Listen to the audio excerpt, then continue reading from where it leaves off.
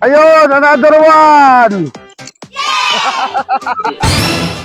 Wala nang intro-intro mga kabuksit. Ito na naman yung mga nahuli nating tilapia. Gagawin naman natin siya ngayon na fried tilapia in tartar sauce. Para, ano tayo ditong tilapia? Nilagyan na natin ito ng paminta na durog at saka asin.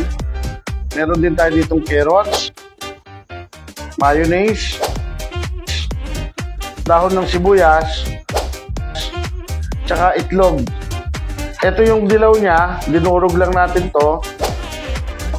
At saka ito yung kulay white niya, dinurog lang din natin. Ang una natin gagawin dito, ipa-fried muna natin ang tilapia.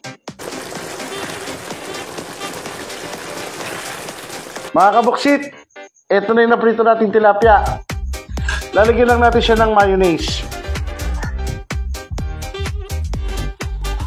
Ito na mga kabuksit, napahida na natin siya ng mayonnaise sa ibabaw.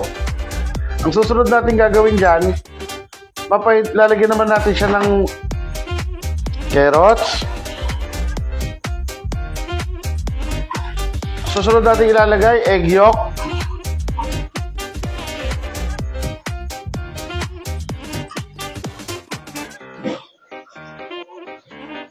Susunod, egg white.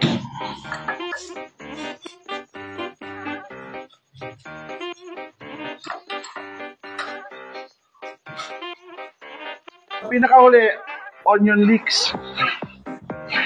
At kung umabot kayo sa video na ito, paki-comment below naman kung taga saan kayo para alam natin kung saan umabot ang video natin na ito.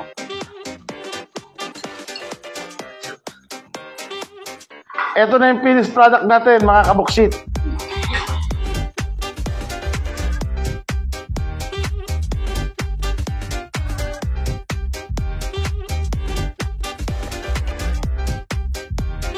Mga kabuksit, baka pwede maglambing, pakipollow naman yung page natin. Mga kabuksit, ito na yung natira nating mga ingredients kanina. Pinaghalo-halo ko lang ito. Ito na yung magiging sausawan natin sa bandang ilalim niya. At ito na ang pinaka-paborito nating parte, ang tikiman time. Let's do it!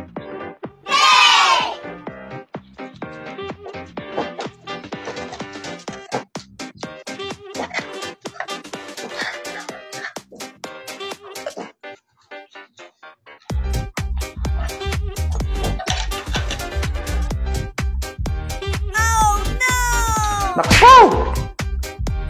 Hindi na talaga tayo papayat.